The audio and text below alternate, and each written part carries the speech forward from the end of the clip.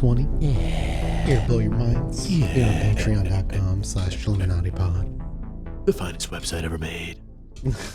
Thanks, Al Gore. Hello, everybody. Alex, you teased us with a time traveling story, and I kind of just want to hand it right over to you. That's right. Check it out. So, look, rumors abound about this new Indiana Jones and the Dial of Destiny movie. Oh, yeah. Everybody is saying that there's time travel in this movie. Everybody's saying that there's the Dial of Destiny. And they're guessing that the Dial of Destiny is something called the Chronovisor. I don't know if you guys have heard of the Chronovisor before. Maybe you guys out there in listener land have heard of the Chronovisor. But basically, I think that was an alien tool brought by Valiant Thor. It could be. Probably not, though. Probably not. Because here's what's the deal. We know how people always say, like, at the Vatican, like they declared it this at the Vatican, or they, at the Vatican. Like, there's this sort of at the Vatican vibe of the Vatican having this, like, secret occult tech, or that, like they have like the Langley, Virginia of magic and demons secretly at the Vatican, right? Like people always talk about there's like relics and all kinds of shit that they have in their like weird archives that we could never know about. You get what I'm saying? At the Vatican. Sure. So the Chronovisor is one of these items that's supposedly at the Vatican. And the idea is that the inventor of the Chronovisor, who is a man named Marcello Pellegrino Ernetti, was a Benedictine monk. So check this out. Basically, this machine took a picture of Jesus Christ. Here's how. What? Yeah. So here's, it went here's back how in time and did this? Yeah. So the Chronovisor isn't quite a transport time machine. Okay. So here's how it goes. So in the 50s, there's this guy, Father Pellegrino Ernetti, who used this Chronovisor apparently, and the question is, how did a monk get this technology? Basically, he was born in 1925. He joined the Benedictine order in 1941 when he was 16 years old. He was a Roman Catholic priest, and he joined in World War II, and he became an exorcist and a musician and a music theorist and a physicist priest. And apparently, in 1952, he was working in the electroacoustics laboratory of the Catholic University, and he had a bulky tape recorder that suddenly emitted what he believed to be the sound of his dead father's voice. And it was a supportive message, and he took this message to the Pope Pius XII in Rome, who told him that the Vatican could use this technology. So in the 60s, he revealed that to another priest, he said that he became a member of a 12-member group of scientists, a think tank, and this think tank was supposedly had Fermi in there, from the Fermi paradox. Fermi paradox. Yeah. Werner von Braun was supposed to be in this. Of course. Nazi. Perfect. Yeah. And so it was like a 12-member group of scientists, and it's believed that he developed modern physics theories using ancient practices of exorcism and his knowledge of archaic music theory in order to basically build a device of numerous antennae composed of mysterious metals, which receive light and sound signals on every wavelength, a direction finder for tuning into a time and a place, and a TV-like monitor with the screen and keypad and a recording device like a capture card so that you could actually photograph and view moments from across time and space. Huh. Okay. Yeah. Do we have any of these photographs? Well, we'll get to that in a minute. He told the journalists that they looked in and they dialed into various parts of history, and he saw without sound a marketplace in ancient Rome in 98 to 117 CE. He said he checked out the time of Cicero a little after that, BCE, or before that, BCE. Talking to the Senate, Cicero talking to the Senate, Mussolini giving speeches, Napoleon giving speeches, ancient plays, Thyestes by Quintus Ennius, Lost Play, one of Rome's most important authors. And I'm getting all this from Mysterious Universe. So if you want to read more about this, there's more about that. But the key thing is that they checked out Jesus' Last Supper. They checked out the crucifixion, and word spread. He released the text of the play as proof, and in 1972, he gave the Italian magazine La Domenica del Corriere an image of Jesus crucified. All right. Crucified. Oh, man. Yeah. You couldn't have picked when he was like not in pain? Yeah. So Like Jesus having a good time? How else do you know it's Jesus? I guess. If it's just a picture of Obi-Wan Kenobi, I'm going to be real pissed. I'll be happy. no, it's good. It's good. It's legit. Here we go. Legit. It's legit. I mean, it's an illustration. No. That's a picture. It's definitely an illustration. That's a picture of Jesus. However, it's not a picture of Jesus. Because let me tell you Wow, what happened. Basically, somebody saw this in the newspaper after they published it as a photo of Jesus. This is a And picture that would be on like the front of the National Enquirer. They saw it. It's the reverse image of a wood carving of Jesus from a postcard. And so he was accused of reversing it, distorting it, making it blurry, and saying it was real. And they looked into the text of the play, and it turned out that a lot of the words in the play were a lot newer than the play was supposed to be, and it was like poorly written. And on his deathbed, he said that the photo was fake, and that he built the chronovisor with the help of an assistant, but that they were unable to get it to work. And who knows? Who knows what if they ever got it working? But if he could have gotten it to work, that's what Jesus would have looked like. Yeah, if they could have got it to work, you can look it up. That's what Jesus would have looked like. The chronovisor exists. It's a time machine that may or may not be in the Vatican. Probably not. But there you have it. I'm gonna An go interesting with story, no. and Indiana Jones is going to steal it from the Vatican. Does he look like a Venusian to you? He, you know what? I didn't think so, but now I would say that he very much does. Yep. There you go. All right, Jesse, what you got? Gentlemen, today I wanted to bring you something a little fun, a little silly, a little out there, mostly because over on Twitter this week, I saw a retweet of this guy, Paul Ferry, who is posting various old newspaper articles, right? And this is one that I saw that cracked me up, and it took me down a rabbit hole, and I just want to share stuff with you. So this is a dream from 1923 about the year 2023. And this is a screenshot of one of the 1923 dreams someone had. And this is someone dreamed the other night that he was living in the year 2023. And people were going on strike because they only got $125 a day while the price of eggs had gone up to $10 a dozen. Okay. Which I thought was very funny and like a little apt. It's like not that far off. Right.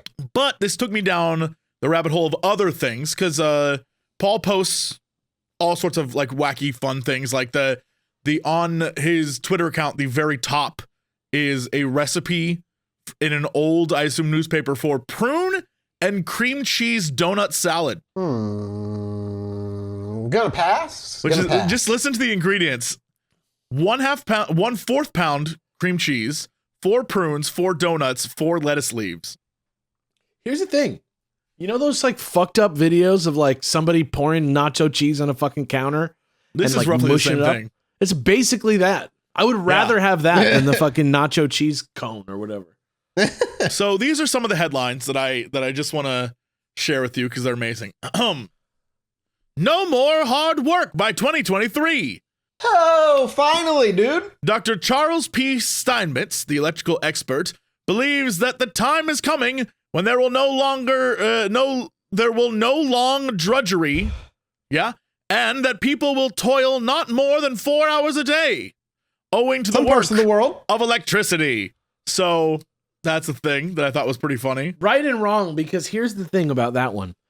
We just suck more. Like the amount of work that people did back in 1923 compared to now, it doesn't even seem like hard work probably to them. Yeah, true. They probably would kill to have the type of jobs that we have. Yeah. Oh, absolutely. Yeah. Mm-hmm. Here's another one. By 2023, the average life of man could be increased to 100 years. In individual cases, could be increased to 150, perhaps 200. That would be nice. If there was free medical insurance, who knows what the upper limits could be? this guy responds and says, a scientist says a century from now, the average length of the human life will be 300 years. Quite a change. We of today have been living that long about once a month. That's I love that little like addendum there.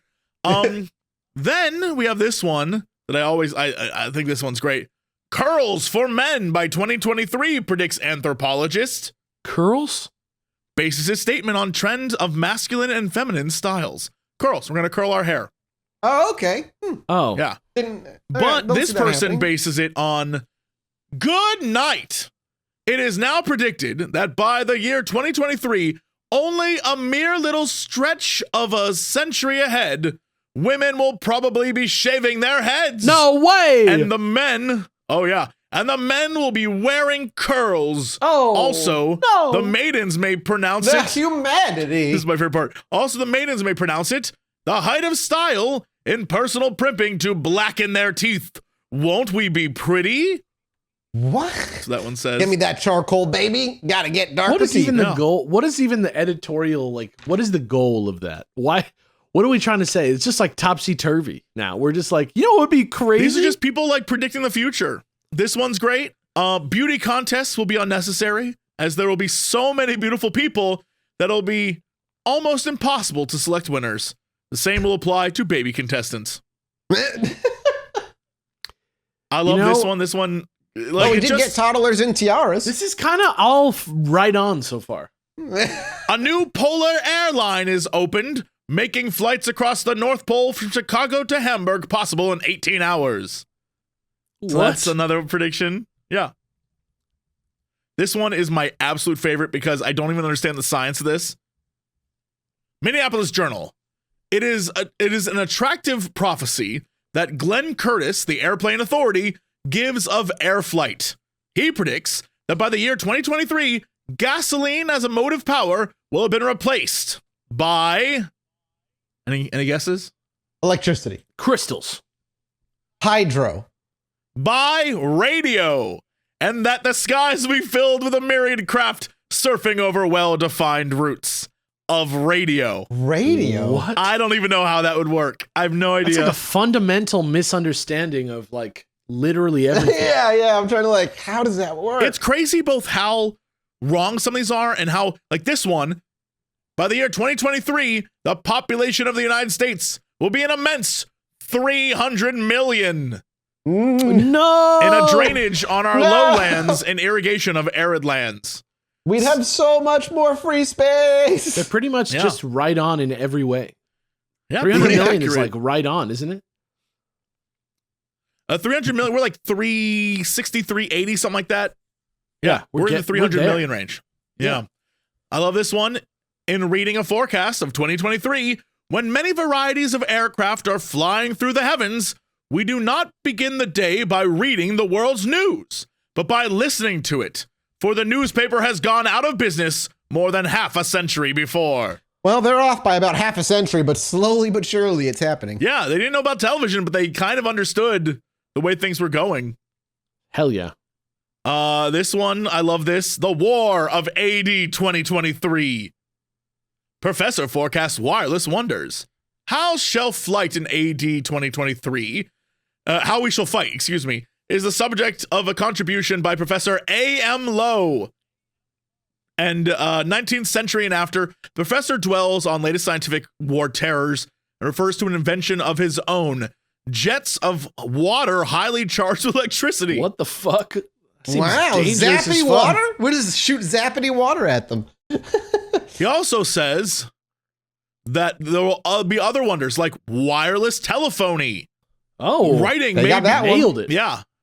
Yeah. And he says that it will give us sight and heat and power, and writing may play an important part in it as well, which is like texting, I guess. Full on. Yeah. Mm-hmm. And he Full concludes on. that it's quite possible civilization has advanced another century. Mental telepathy might exist from the embryo. So, both right and very wrong. Yo, well, I mean, if Valiant Thor is to believe, like Valiant Thor proves. That's what I'm saying. We just got to get closer to godliness to achieve telepathy. You would think God wouldn't want to give you powers to manipulate other minds, but Very true. This one says that By 2023, there will be no mail between New York and San Francisco. But there will be 1,000-mile-an-hour freighters that make delivery of goods. And watch-size radio telephones will keep everyone communicating, so there's no reason for mail letters anymore, which is like... You're kind of there. Kind of there, yeah. Yeah, we're kind of Pretty there. correct. I don't know about 1,000 miles an hour, but again, no flight, right? Right. Like- we use like, our like Apple Watch things, some people do at least, to communicate, and they can send a text instead of sending a letter. I mean, how a lot good of were this planes is in 1923? Not that good yet, right?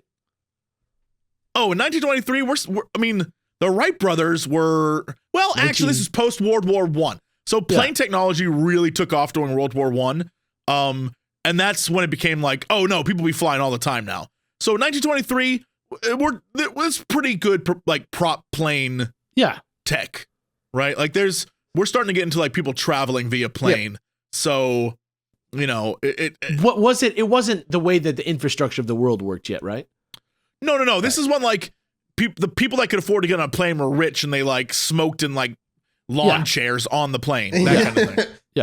Yeah. Very safe. And there's all sorts of other stuff. You want to check it out. Again, it's Paul ISCI on Twitter, and he just posts all sorts of like wacky things from in the paths. I love it. In the past, and so you can just go check it out and see all the weird things. It's interesting. That was delightful. Please do. That was delightful. And we're going to leave it on that because I still have a little bit of a sore throat, and after doing an episode, it's a little scratchy. So I'm just not going to irritate the fucker. I'm just getting over a little cold. Why risk it? Exactly. No risk it. So, no biscuit, no risk it. No risk it, no biscuit. Thank you guys for listening. We'll be back next week with another Minisode and Valiant Thor Part 2. We love you. Goodbye. Goodbye, friends. Bye. Thank you so much to today's sponsor, Hero Forge. And you already know, I'm a huge tabletop nerd. I've got like genuinely four different tabletop shows and other games going. Both at home and on like line. So I have a bunch of minis. Thankfully, I got a 3D printer, but still getting the files for those minis can be something that I'm, looking for like quality stuff. I don't actually do any 3D modeling myself. And that's where Hero Forge comes in. Yeah, they do a bunch of physical minis, but they also give you the STL files, or rather you can buy the STL files for like $5 or something along those lines. You can design it totally all on your own and then just buy it if you have a 3D printer and print it on your own. Or you can do what I like to do from them as well, which is buy the physical stuff, because I don't paint, I don't have colored plastic, but they do, and you can get all kinds of cool stuff. And you've already heard me say you can use our code for 5% off, but right now until May 9th, it ends in just a few days, they have a sale going on, a special. 10% off of all physical miniatures, color printed plastics, premium plastics, regular plastics, bronze, color standees, etc., etc. All of those have that 10% off. Free shipping, including international shipping as well. So if you're not in the US, hey, you're all good. And you can add new merch items such as Hero Forge's pins, shirts, and dice onto your order whenever you purchase a mini. There's no code necessary for this one. This is just a big old sale. So head on out. I'm just here to tell you about the sale. Just head to heroforge.com and you can start building and buying today. If you need a little bit more, shall we say, details on what's coming, Hero Forge offers fully customizable tabletop miniatures with dozens of fantasy species and thousands of parts to choose from. Their easy-to-use design tools let you build your perfect mini online using a fully 3D in-depth character creator right on your web browser. And Hero Forge offers custom minis in a variety of materials, including that color-printed options that I was talking about earlier. And Hero Forge is constantly expanding its catalog of customization options, adding new parts every week, and major features like new species and custom posing on a regular basis. So if you want to check it out, now's the time. 10% off sale from now to May 9th. Get it while you can. Visit heroforge.com and start designing your custom miniature today. Hello, my little Chilluminati, and welcome back. Yeah. Welcome back. Yeah. Nah. To Minisode 121. Minisode 121. You tantalized us with a little To the Stars Academy, which I have very mixed feelings about as a group as a whole. So I'm curious what it is you're bringing to us. As you know, To the Stars Academy is the Tom DeLonge associated company. It's a company. Mm-hmm. It's called the To the Stars Academy of Arts and Sciences, but it's a company. And what they do is they have put out those 3 pieces of footage or whatever it was a couple years ago. And what's his name? Elizondo is involved with them. Luis Elizondo is involved with them. Which is also a guy that's like really hard to like know if you can trust or not. Yeah. And the idea with the company is that we need to have transparency about UFOs, yada, yada, yada. So here is a transcript on BBC Radio 1 Rock with Daniel P. Carter. Tom DeLonge came on. And I'm going to read what he said, a little transcript by him really quick of some new stuff. And then I'm going to get into a few other little things. It'll be done. So here we go. I always tell people there is this really cool document that I have that was a part of the UFO program where they were studying a kid in China who can move objects with his mind. Yeah. He's around 10 years old, so they wanted to figure out how that's possible, and they recreated it in the lab. I have the whole Department of Defense document, and it goes through it, and it says they were able to put a piece of paper in a glass jar, screw the lid on it, and move the paper through the lid, and then 6 feet across the floor, all with their mind. 100 people can do this. Only 10 have mastered it, and it was just wild. So telekinesis has been proven in the lab, but no one knows about it. I'm like, to be able to move things with the Force like in Star Wars is a big deal. I know it sounds ridiculous. That's why. And within the current paradigm, it sounds ridiculous. I'm sure you won't remember. But we had a conversation at the Reading Festival many years ago where I think I probably came across as a total maniac, even to someone as open-minded as yourself. But I was talking about reading a bunch of different things, which means nothing, but I was looking at different realms of consciousness because that's the basis of everything I believe. I believe that consciousness precedes matter, and I highly agree with you. Because the current paradigm is that consciousness is a facet that's created by matter, which is just this weird thing that's come about because our brains are complicated, and that's nonsense. I think it's exactly the opposite, and once we discover that stuff, life is going to get very interesting. Once we discover that mind over matter, not the other way around, we will have the ability to heal ourselves, create new types of sciences and engineering, and become a civilization where telepathy is a part of it. I believe that's all going to happen. There is one person who was up for the Nobel last year, is one of the top geneticists in the world at one of the Ivy League schools that we're working with, who worked on part of the UFO program at the Pentagon. I was talking to him, and they found an area in the brain that they believe is where telepathy happens, and he believes he can create something to enhance it by 1,000 times, like some type of drug that targets that area of the brain. So that's the thing. People do think it's ridiculous, but not the people who have an open enough mind to research and jump in. These guys are like world-leading PhDs, and that's been the kind of the story of my life is everything I've told, even on Rogan, is not made up. It's coming from somewhere, and I can't say where it's coming from, but at the end of the day, it's all real. I think it's going to be a very exciting time once people accept all the stuff that we've been talking about here in this interview. I think it's really going to change the world. Yeah, so I've read this whole thing. I knew and like I said, when it comes to the Stars Academy, especially Tom DeLonge, I have such mixed feelings because on the one hand, I do think he's trying to push disclosure or something about it. I mean, it is fact that he and his people were the one to get those UFO videos from Air Force out into public and force the conversation to happen. And on top of that, we know the CIA has done weird like tests and studies about like, remote mind viewing control and stuff, men who stare all at goats. Kinds of stuff. Yeah. Exactly. And not even thinking about or including the MK Ultra stuff. Right. But at the same time, he's also running an entertainment company. To the Stars Academy exists primarily to create entertainment. Movies, documentaries, they're working on a TV series, they're working on this, that, and the other. And while there is, this is why I'm so iffy on him, because I do think it's necessary to get into the world of entertainment to get the message out if it's real, because that's just how people work. But also, he says a lot of stuff and refuses to show the things he has that say that back it up. That's the problem, is he talks a lot and says, I have this, believe me, I have this, but like, he don't. Yeah, I mean that he's just a really high profile guy. Yes, and that's necessary to a degree. But he's no different than like the ancient Doctor Strange's. Yeah, he's no different than the ancient alien guy or anything anybody else. Not until we see something, which is kind of just because he was in Blink-182, so it's interesting. And he's still doing shit with them. They just released a new album. Yeah, January 2022. He said, "Would you say UFOs are driven by aliens? Do you think it's a drone?" He says both. Yeah. He says he's of the mindset that they're not coming from another planet. They're coming from dimensional or something along those lines. So here's a quote from that. Which I actually, if I had to choose, I more believe that as well over the other. Yeah, he has a quote about that. He says, I think the biggest misconception is that they're coming from other planets. Evidence doesn't really support that. The evidence supports that it's dimensional and that it's parallel timelines that exist with frequency, like I was talking about earlier in the episode, the hyper crisis. It's really complicated, different, and interesting, but once you understand that, you have no way out of re-examining the religious world and wondering what the Star of Bethlehem really was.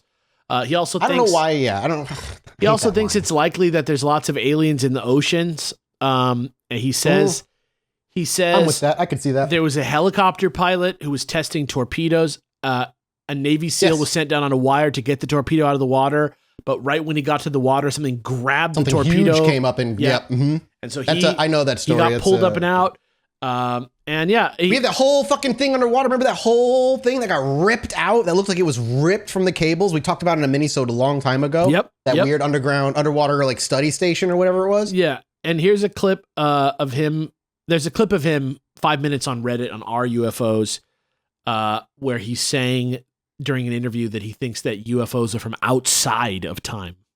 Yes, and that actually was gonna say, I think one of his quotes is he believes they stand outside of time, like a TARDIS. Yeah, or just like, again, if like they can move and do things without being subject to the rules of time, basically. Right, and I mean, like, I find that a fascinating thought experiment, and regardless if it's true or not, because again, we don't really know what time is. We know time and space are the same, and we know that time is affected by gravity, but we don't understand how it works and if it's like actually time is real our perception of entropy.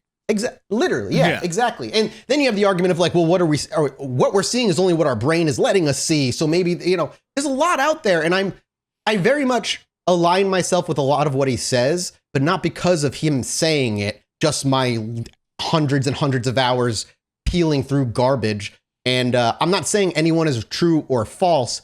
And I appreciate what he has done and his company has done for the UFO world, but also he's doing damage at the same time by spewing cool, if not crazy sounding nonsense that he claims he has evidence of. I think he even in one of the interviews says the US has bits and pieces of UFOs that were taken down, but not a full crap. I don't know. It's it's out there. I'm rambling at this point. It's all just kind of weird and never fully a fact. Yeah. The more I got into UFOs, especially when the show started, the more my opinion from them being from another world to being something interdimensional or something else entirely consciousness derived is kind of that's where I follow as well, because a lot of it's a lot of correlation. Doesn't mean causation, but there's a lot of correlation between what we see and some of these theories. And I want to know. Sorry, Jesse. I know you think we're going to say some stuff, but no, I'm just completely. Oh, okay. Look, it's one of those things where just look at what Alex read. Everything in there hit every angle. It wasn't a focused statement. It hit every possible angle to just give little dog whistles to every possible conspiracy. It was like talking to my dad when he's watching football and asking him about aliens. He just kind of says keywords.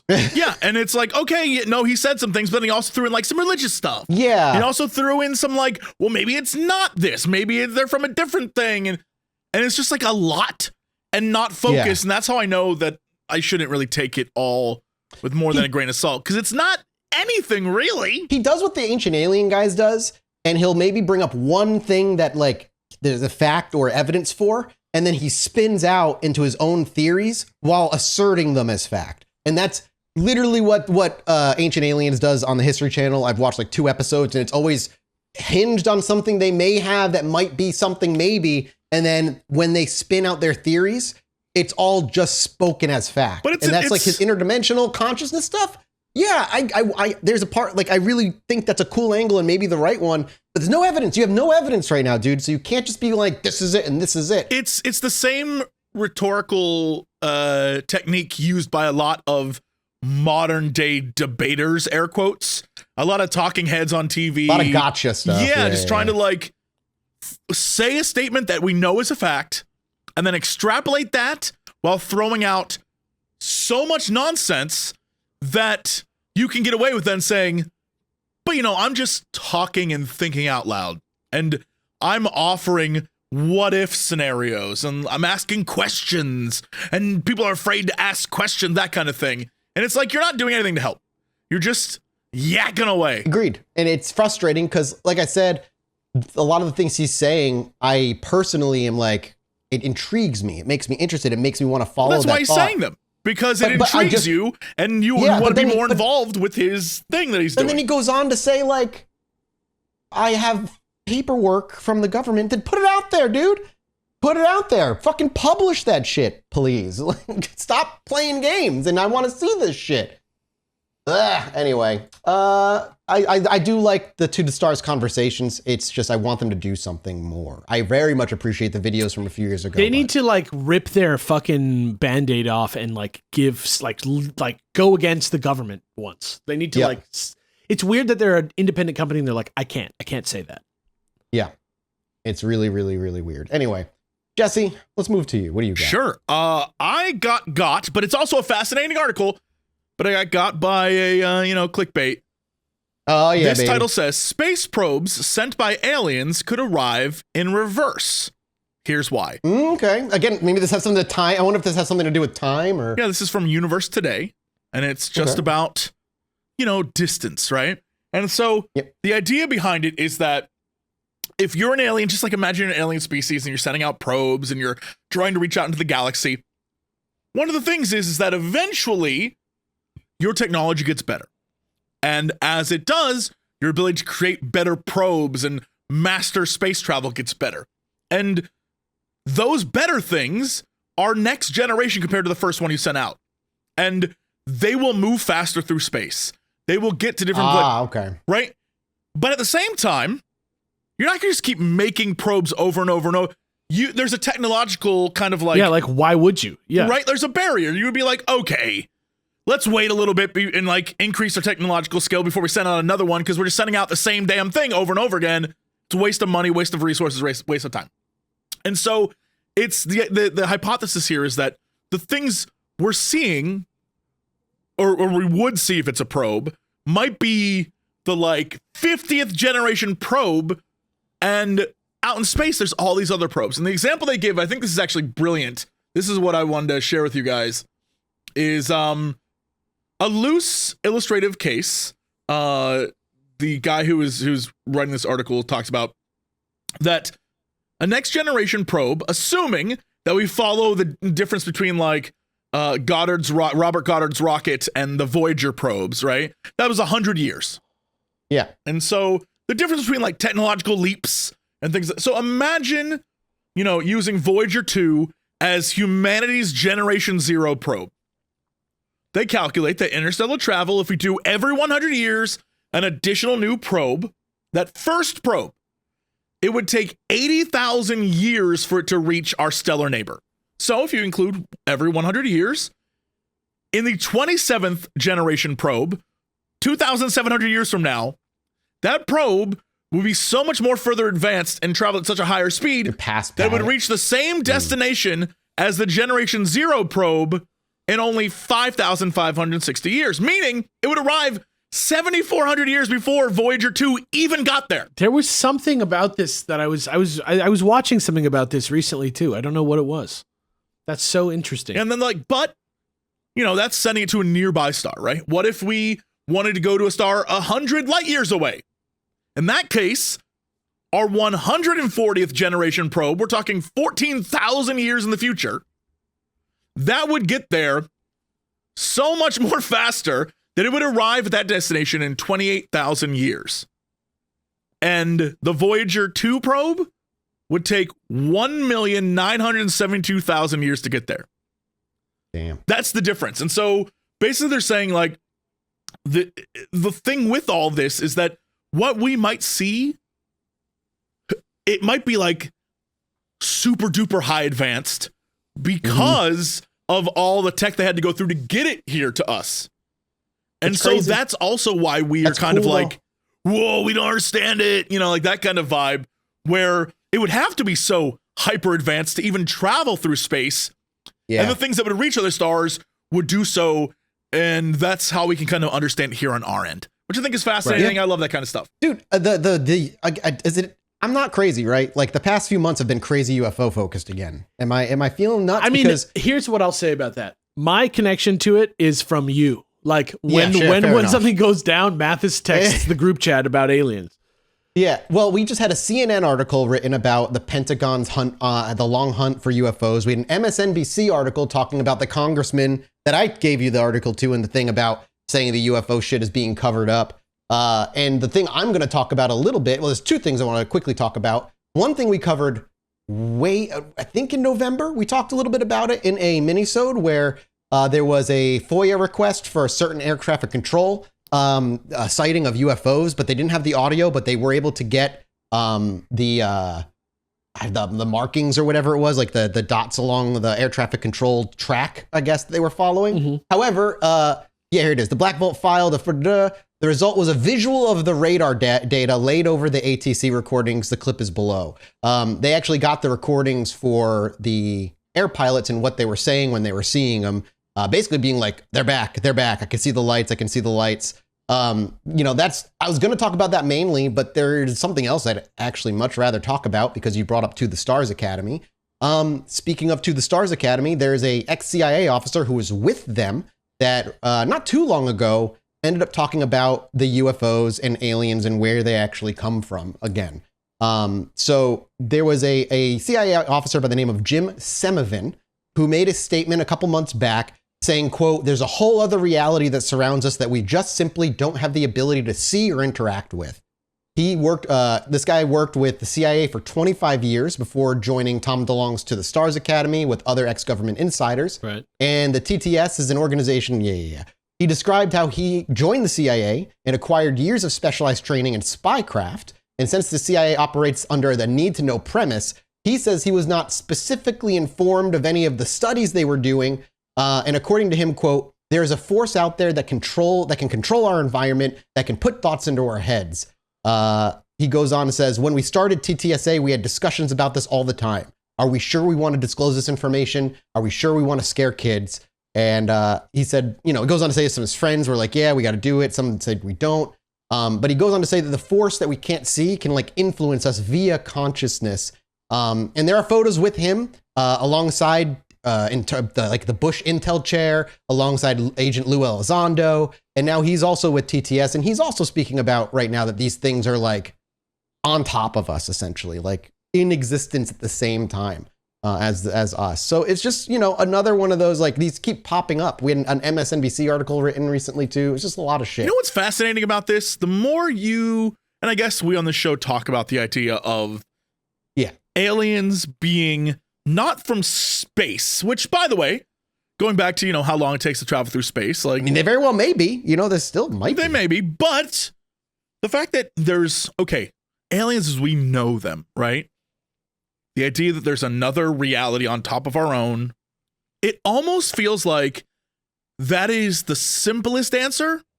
And more importantly, a unifying one for everything. The idea that what is a ghost? Right.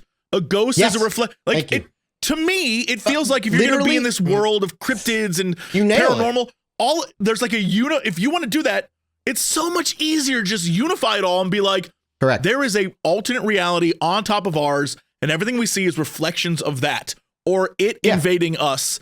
And it makes it so much simpler than having to explain ghosts and aliens and monsters. We talked about it during the Skinwalker Ranch series, like the idea that maybe it's not different things, but it's all one thing, kind of like popping in and out, finding ways like leaking in or anchoring in, or we get glimpses, or our brain like forgets to filter something.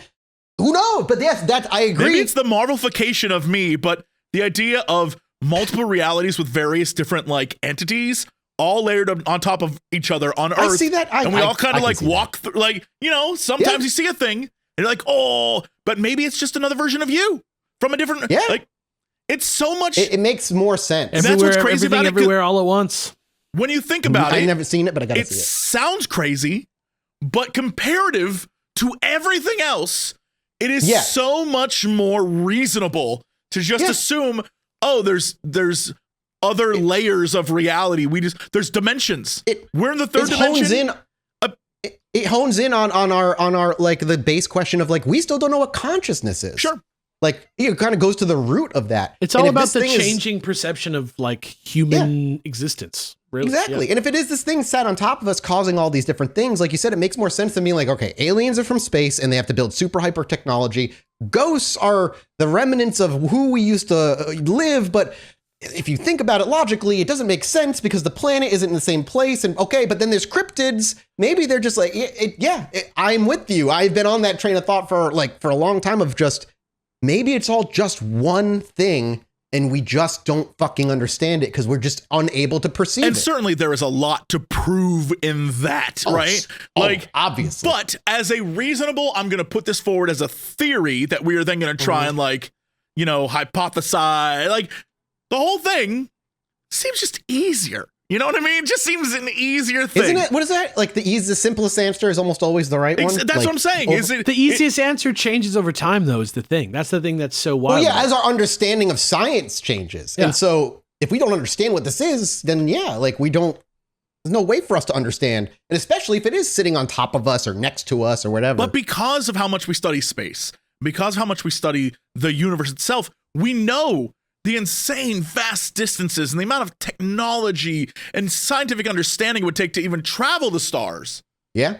It makes it seem easier if it was just, they're from reality 4 and we're here in reality 1 and they come and say hi every once in a while and it's weird, we admit, but that's what it is. It just seems like an easier solution to the whole damn thing. I agree with you. And I think I would love that to be the answer because that just is so curious. I'd rather not know. I'd rather just get psychedelic out by everything. That's the vibe for me. And maybe that's what mushrooms do, dude. They open up the perception of reality. Maybe when your brain functions on a different wavelength, you see the other realities. Like, yeah, I know, dude. We could sit here and do this all fucking day long. Yeah. All right.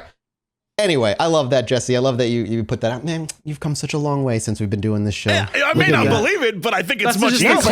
But your brain is there, and your brain is actually actively thinking. That's the closest you've ever gotten. It is. Yeah. It is the closest Jesse's ever gotten. I'm going to buy in. That seems simple to me. I don't have to think about that. I'm like, okay, that checks out. Well, we'll be back next week with a brand new Minisode. Thank you guys for sticking around and supporting us for as long as you have. Hopefully aliens show themselves eventually. Until then, I'll keep doing this friggin' podcast. Goodbye, everybody. Bye. Bless.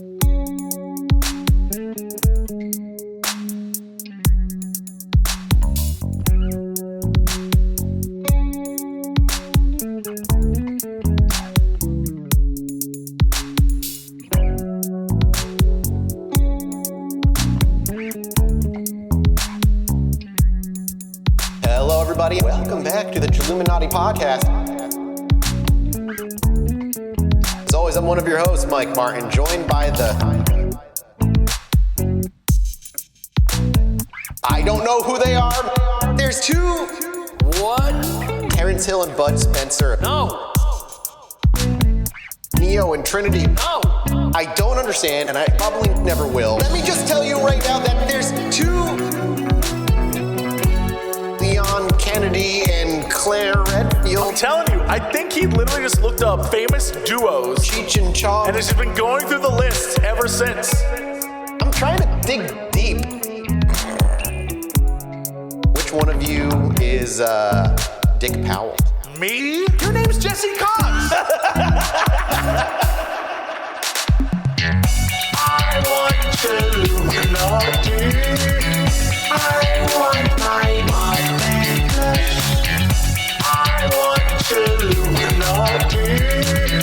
I want my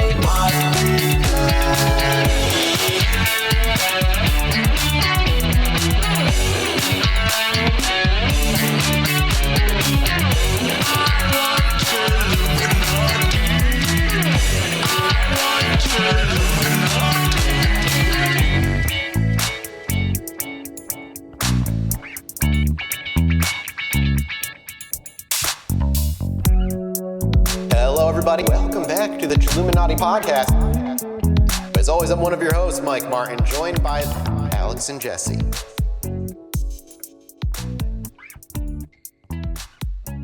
Like a shooting star across the sky that's actually a UFO.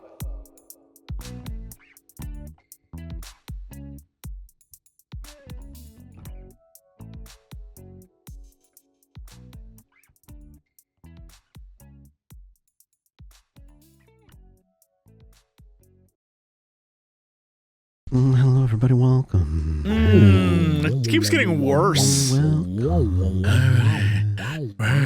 Not a fan. Would you rather me do that, or would you rather hear about Unit 731 some more? I would rather you come in like, hello, everybody. Welcome back to the Patreon I can't show. do that. I can't steal. That's like your Cox and Crendor opener. I can't steal that. Cox and Crendor opener is gibberish. I don't say actual words in that. Okay. You're just gonna be like, hey, we're back, and then people are like, yeah, that's it. We love that. I liked the episode. I thought it was really interesting. I could have listened to more of that. That we'll was see good. if you feel the same about the other ones. We got like straight up moving history forward. channeled. I'm here for that. Didn't As you? a nerd, I really tried to make that one like. Yeah. I really want the facts. I really want to make sure you're getting a good idea of who this guy is and the road that led us to. I am not Unit disappointed. 731. Yeah. Excellent. It makes me feel proud. I got the history teacher's approval. It was always my favorite class in high school. Okay. Look, all you got to do is remember history is more than just names and dates. Oh yeah, exactly. It's great stories. Okay, who's gonna take this first? Should I start or should I have you guys start? I have just like a weird. I don't Give it think to it's me. a headline making story. Weird me. All right, so here's what's up. We have so everybody knows who Jack the Ripper is. We haven't done an episode on him really, Yeah. but I everybody will kinda one day, knows. and it'll be a big series. But Yeah, we'll do it everybody one day. knows. Basically, Whitechapel, London. There was like 3 years in the late 1800s where there was like a media sensation about this dude, like the original murderer, like celebrity person, right? And we now know that there is a facial likeness of Jack the Ripper that exists, and it's a likeness that is from the time of the murders, but it still exists now, and there's a reason why you can't like solve the murder with it. Basically, this is from the end of last year, and basically the College of Policing in England, they put out a press release at the end of the year, and they said that in 2015 the Bramshill Police Staff College closed, and they had this walking cane that had the face of Jack the Ripper on it, that was made from a composite drawing of Jack the Ripper from the time.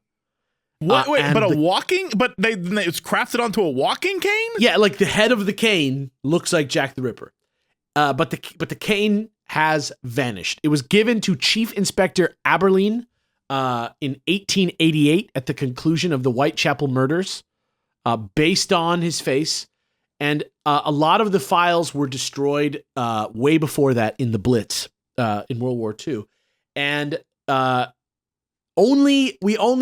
so that's why it's hard to know that much about what the police found when they investigated Jack the Ripper. And we only know some of the officers who did door-to-door stuff, talking to people, and there was like 300 suspects. They detained 80 of them. A huge investigation went underway, and we know that Aberline was kind of like an expert, kind of like a ringer, crime solver, Columbo-esque guy who came in, and he became the highest guy at the criminal investigation department in Scotland Yard. So they were like, this guy's the guy. We're going to bring him in. Obviously, he did not do that, but this was his gift for like doing like being on the case. And we don't know how the cane was made, who made it. We don't know how the artist got a composite facial drawing of Jack the Ripper because we lost those in the Blitz.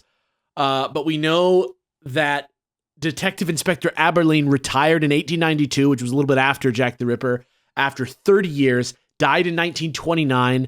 They put the cane in storage at Bramshill Police Staff College, which opened in 1948 as the National Police College and the National Police Library.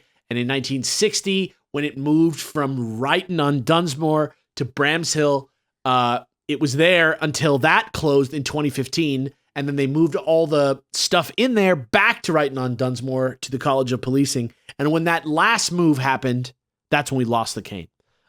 We have a quote. It says, "Finding this cane was an exciting moment for us. Jack the Ripper is one of the biggest and most infamous murder cases in our history, and his crimes were significant in paving the way for modern policing and forensics, as it caused police to begin experimenting with and developing new techniques that they can because it was so popular, yada, yada, yada. It makes sense.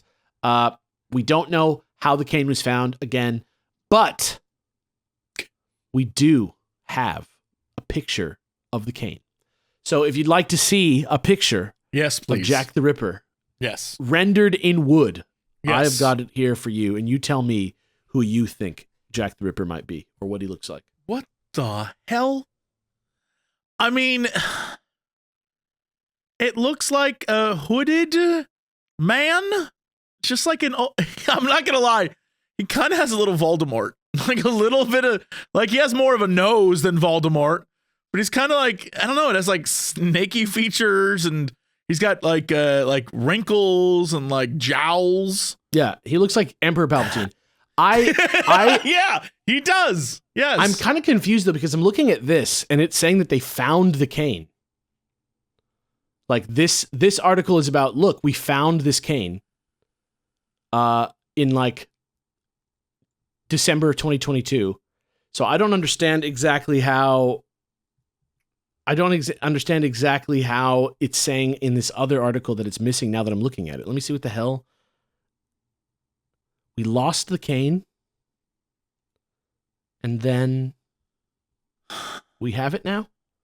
I have no clue. I'm just so amazed that this thing looks nothing like what I would have thought it. It looks like Quasimodo. Yeah, the thing that's weird is that he has like a shawl over his head. Yeah. What's upsetting is the yeah. top hat and like the cloak and the cane is he's like, I'm looking for prostitutes. Like there's a whole vibe that I think people have. It's not this. Yeah, I agree with you. Yeah, I don't know what the hell. I'm going to just say this. According to the College of Policing, they have the cane. According to Mysterious Universe / whatever this weird website is that pulls this news from like this and also Coast to Coast or whatever the hell. I don't know who wrote this. I think maybe they got the fact wrong, but the idea is there's a likeness of Jack the Ripper from the time carved into a cane, and you've seen it now. You stared into the face of Jack the Ripper. I feel like, isn't there a theory that Jack the Ripper was not one man but multiple? There's all kinds of theories possible. about Jack the We'll Ripper. talk about it one day. We'll talk Somebody about it. was talking about a podcast. I forget. Somebody I was talking to recently was talking about that. They listened to a podcast that is like similar to the Zodiac book that I read recently. That was like everything that people know about this case is like a composite of like actual information and like 100 years of like myth and legend and repeated stories. And so when people like conceptualize what this murder was, which I believe people think is just like a serial killer that killed hookers. Yeah. You know what I mean? That's what most people believe. Yeah. There's a lot more to that murder, and I forget the name of the podcast. I couldn't recommend it to you, but I would say that if you're interested in a very, very interesting sort of sociological and also just the details of the case are interesting, and it's a disturbing case, of course. Jack the Ripper is very interesting because everybody likes that he taunted the police, maybe. But like just the Beatlemania of it all, like the Ripper excitement is the thing that's really interesting about the case, and it really distorted its like role in history and what people think of it. So that's kind of interesting to think about. Yeah, that's cool shit. All right, Jesse, what you got? Well, mine is a little poo-poo downer for all the people out there, but honestly, it's fascinating. I've been thinking about it all week. On the 20th, a study was released that, I'm not going to spoil it. We'll just do this. So, can you put it in Twitter for me, or did you? Okay, never mind. You're good. No, I'll talk about it. Okay, I think I know what you're about to talk about. Let's see. Everyone out there, especially if you're listening to this, you know that there's been a lot of talk of ghosts and demons and aliens and paranormal activity, the afterlife, whatever, all of it, right? Uh-huh. And we talk about it on this show frequently. I love that we do. Yeah. A number of studies have linked that maybe, things like sleep paralysis, right? Or exploding head syndrome, which is a thing I didn't know, but now I know what it is, and I'm like, I've had that. Yeah. Basically, exploding head syndrome is when you're like about to fall asleep and then you hear like a noise, like a bang of some sort. Yep. And then you wake up and you're like, is that someone in my home? But it's your nothing. brain It's being just your weird. brain doing a thing, right? a recent study of 8,853 people. They decided to do like a scientific approach about sleep quality and sleep quality's association with paranormal beliefs. Yeah. I read this. And how basically, you know, things extending from, sleep paralysis to shadowy bedside figures, all like aliens, afterlife, you know, conspiracies, whatever. Basically, what the study concludes is that people who do not get enough sleep, if you have really awful sleep cycles, if you sleep fewer than, I think it's 4 hours, something like that. Oof, basically, that would be rough. If you're not sleeping enough per night, and even if it's like you stay in bed for 8 hours, but you only sleep for 4 of those, that kind of thing, like you are more likely to not only say you've experienced, but say you believe in these things. So they were saying that overall, they found that such beliefs are more common among those who get few hours of sleep at night, take longer to fall asleep, struggle with insomnia, or report low sleep efficiency. Most strikingly, they found that around 2/3 of those who experienced sleep paralysis or exploding head syndrome were convinced that aliens had already walked among us, compared to just 3.4% of the total sample. Just under 60% of participants who had undergone sleep paralysis also said the thought of near-death experiences to prove this, that prove the soul lives on an afterlife. They were like totally down with that. And people who had big time sleep issues were more likely to believe in the devil. The sleep paralysis involves several types of hallucinations, including auditory and visual. Exploding head syndrome is like a bang, right? Like I was saying. One explanation for these associations with all those other things, because apparently sleep paralysis and exploding head, that's proven. Those things happen, and it isn't like you being like paranoid. It's science. I would be mind blown if sleep paralysis was not real. Right. That's very real. You know what I mean? And so they're extrapolating from those two things, like, okay, where do we take it now? And so all the associations with those things and your mind producing sounds or images, one explanation that they have is that these associations are because you're not getting enough sleep. And all of this belief in aliens and supernatural stuff, it might be happening, who knows, but you're more likely to believe and jump headfirst into that world if you don't get enough sleep, is what they're saying. You know, I wasn't going to say anything, but I don't really sleep very much. So I don't know what that means. I don't know if that's why the key lime pie episode happened, but I don't sleep very well. I sleep fine, and I believe in aliens, all right? But I think it's about curiosity, and I think what they're saying is people are more inclined to jump to conclusions about things. Yeah. And be more open to paranoid kind of things. Because, I'm fine believing in aliens, but I'm not like, they're walking amongst us and they've taken over the halls of government. Like, I don't, even if they did, I'd be like, they're doing they're doing a terrible, terrible job. I'll take it up with the aliens. Yeah. So I thought that was interesting. Interesting article. Well, I'm here to bring the belief back up, Jesse. Damn. All right, I got two things. First is a very quick video. This is a video proof of an Indonesian ghost showing, spawning, essentially, arriving and leaving. I'm going to send it via Twitter because I don't want to click on Zoom because Zoom keeps crashing on me. Proof of an Indonesian ghost, huh? Yeah. I think I sent it with a timestamp. Different things in the past, Alex, that were like, all right. It's going to start. Be the one. Fast forward to 10 seconds. I don't like how this video starts with a cough that is scary. That cough I have it got muted. Me. Woo. Just start at 10 seconds for me. Okay. I'm there. I'm at 10 seconds. Okay, what am I looking? Watch this thing appear. Oh. What? Did you see it? No, I'm watching it. Nuke's top 5. It's like it just jumps into the fucking. Yeah, it just fucking appears. It's like that can't. And then it disappears the same way at the end of its walk. That's not a cut.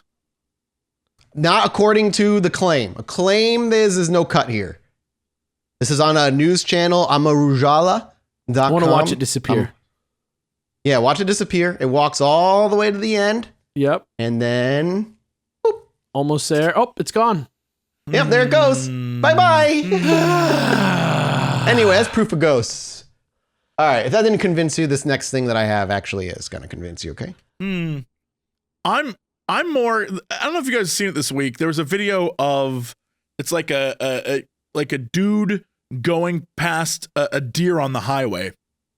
And it's like a mom deer, and then like another deer comes out of the forest, and then as they drive past the deer, there's just a third deer there for some reason. It just appeared, like pops into existence. And I've watched it maybe 50 times trying to be like, okay, it's the frame, like the angle, and I cannot figure out the magic trick that this video is. A third deer just shows up, and it's like, how? So, you know, I don't know anymore. Imagine if that's how ghosts really did show up. If that's how it was. Is there like, something? Oh, hey. Is there something that I'm looking for? Did you say you had something else to show me? Yeah, I got something else for you guys. I sent you guys a text about it earlier today or yesterday. Yes. I send you a lot of alien stuff, but this is the one that looks pretty good. If you don't know what this is, people who don't know, I just need to stress. Out of the blue at like 10 p.m. Oh yeah, Mathis will find a thing and just start sending us on. He'll like go off and be like, "Look at this! Look what they're doing!" Yeah, come on now. Oh, it's not that crazy. Amazing. Okay, It's making so me good. sound It's worse not than crazy. It's just spirited. Thank you. Spirited. Exactly. Yeah, energized. So this photo that we're looking at here, that was recently released just a couple of days ago, is a photo that was released by Jeremy Corbell and, of course, Coast to Coast George Knapp. The Jeremy Corbell, if that name sounds familiar, he is one of the primary dudes behind getting all those UFO videos in 2017, the FLIR videos and all that. He and To the Stars Academy, they were like jointly responsible for that. He's the one that found the pilot that had this instance. He brought him on. Like, I don't like Jeremy Corbell, but he's one of the only ones out there that's actually getting shit done in this sphere. And to celebrate a conjunction podcast between George Knapp and Jeremy Corbell called Weaponized, they released this photo as well. And according to Corbell, this is an example of the UFOs that our military and intelligence community are looking at. This is the kind of quality of thing they're looking at. So this is covered by TMZ, Coast to Coast, and New York Post. All the best ones. It does look good. It does look good. It does look good. What this is supposedly is a frame from a 2016, April of 2016 spy plane that was flying over the Iraqi city of Mosul. And there's a video of this smooth metallic orb that goes by them. Like it's like flies by. What we have is just a frame of this supposed video. The only reason I give this weight is because Jeremy Corbell said the same thing prior, and then he came out with the goods, and then the government acknowledged it. I'm hoping this is a similar thing. What you're looking at. Yeah. How about you boys explain what this is a photo of? It's like a street, like in an isometric view. Yeah. Above ground. Yeah. You can see like the sidewalk and the street, and you can see like the tops of trees. And then you can see, I mean, I don't know how high up this thing is, the camera. It looks like it's pretty high up. I would say, I don't know about it. I would say hundreds of feet up, I would guess. And it seems that I think it's like a marker. The bottom says 720 feet. And it's hard to tell. And much like if you were filming something on the ground while standing and a fly flew in between you and the ground and was in between you and the like the floor of the camera. Yeah. Very similar to that situation. It seems to be closer to the camera than what's below it by a lot. Some sort of. If it was down on the ground, it would be huge. Yeah, it would be enormous. It looks, if it was down there, it looked like it would be maybe. I mean, I'm looking at a small picture, but I would guess that it's like 40 feet wide. The size of the ball that chased Indiana Jones. Yeah, you know what? That's about right. That's actually good. 40 feet around. A good way to look at it. 40 feet around. Yeah. And it looks like a big, like just smooth, shiny metal orb. Yeah. The video, according to Corbell, is about 4 seconds long. And the video itself is of the metallic ball thing that's running alongside the spy plane. And it's shown moving beside the plane without dropping altitude at all. And this footage was included in the classified briefing that Congress got after the public briefing. Do you remember the public briefing, which was a bunch of very little, and then they went behind closed doors and they got a private briefing. This apparently was part of that. It was dubbed the Mosul orb and is believed to have been under some kind of intelligent control when it was caught on film. That's all we really have of it right now. I'm hoping this thing the video would be released. That would be amazing if we could see this thing for 4 seconds. And It's a military filmed image of a UAP. It's important, Corbel says, is because this is the first time that a military filmed image of a UAP over an active conflict zone has been grabbed, I guess. They have lots of incursions over training ranges and stuff, but this is an active conflict zone in 2016. And that's kind of what we're left with. We have this weird orb coming from somebody that, like it or not, has produced goods in the past. Yeah, and I don't know what to think of it. Yeah, it sucks that he's using it as part of promo for his podcast because it's going to make people immediately be like, well, he's trying to make money. But at the same time, like, I can't say I wouldn't do the same. Imagine if there weren't colleges or organizations willing to fund you. What would you do to get money? Right. Literally, like, you sucks, need to get money. People don't think about, like, if you want to do these things. That's why To the Stars Academy is like, kind of, it's like one of those things, like, I hate it because of what it's doing. But at the same time, how else are they going to get money to do the crazy shit that they want to do? Man, the very fact that they're like trying to build stuff on social media and stuff like that as their strategy for getting info out there is so sus, but there's not another option. Exactly. Like it sucks. Exactly is all I can say. It's another thing muddying the waters of UAP interest in whatnot, taking the real from the fake. I don't know. What do you think of the photo, Jesse? I mean, you know what I think. I don't know. You tell me. Do you think it's a real photo at least? Do you think it's real? I guess. Do you think it's an actual photo from a 4-second clip that was given to Congress? Do I think it's a photo of a clip that was given to Congress? Sure. Do I think it's real? That's a different story. Do I think someone put this in a thing to give to Congress? Yeah, probably. So you don't think if it was given to Congress, you think it was slipped in as misinformation? I don't know about that. Would you say that any lie is misinformation? Or any false fact is like something that turns out to be false is misinformation? I mean, look, I've discovered that we live in a world where people are hesitant to call anything lies now because it's too hard of a word. Yeah, so they're like, he misspoke, true. Or, it was a variation on the truth. Like, Let me ask you this question. With this photo, do you think this came from a video that was captured by an actual spy plane? Do you think this is actual footage from a spy plane? That I don't believe. An actual spy plane took this? No. So is it supposed to be like 2017? Plane? Yeah, this is a U.S. spy plane that caught this. Spy. Although, you know what? Sure, it could be a spy. I'm just saying that the photo itself is unimpressive. Sure. I think it's impressive. So to me, it doesn't matter either way how it was caught because it's still interpretive. What did you quietly say just now? I think it's impressive. It looks pretty not that fake. I don't know about spy plane. Well, if it's a clip from a video, then it looks like garbage, bro. Kind of, I think. Well, the military uses a lot of drones. You know what I mean? And you're looking at. I mean, I can see at the top of this article, the TMZ article, where they show the full image, that it looks to be the full frame. You know what I'm saying? Like it doesn't look like we're missing any of the UI there. Yeah. It just looks, I wouldn't, I mean, unless what if the government comes out, much like they did in 2017, Jesse, and they're like, yeah, okay, that's fine. This is real. I mean, if they said it's real, I'd be like, real what? You know what I mean? Like, okay, yeah. Again, yeah. I'm not going to dispute because, it has numbers and stuff all over the screen and it could be a spy plane. Yeah, but that's easily faked. 100%. 100% that's easily faked. It could be a spy plane, but what it is it's a grainy ass photo taken very high up. And then like a thing, it just proportionally, unless they're trying to tell me that like the aliens are like Men in Black tiny baby aliens, proportionally this thing's very small. And if it's huge, that means it's further away. But if it's further away, that means based on the fact that it's taking a photo of a street, it would have to be rolling down the street like the ball from Indiana Jones. Like I'm trying to figure out like, because the numbers on the screen, we have people in the military that active and inactive that listen, so they can probably look at this photo and let us know what we're looking at. If it's even like, if it's faked well, because it looks like LSE armed, it looks like missiles or like weapons that are armed. There's like 19,000 feet number. I could go play Ace Combat and steal the screens from that game and put it on this, and it'd be the same. To me, it doesn't matter.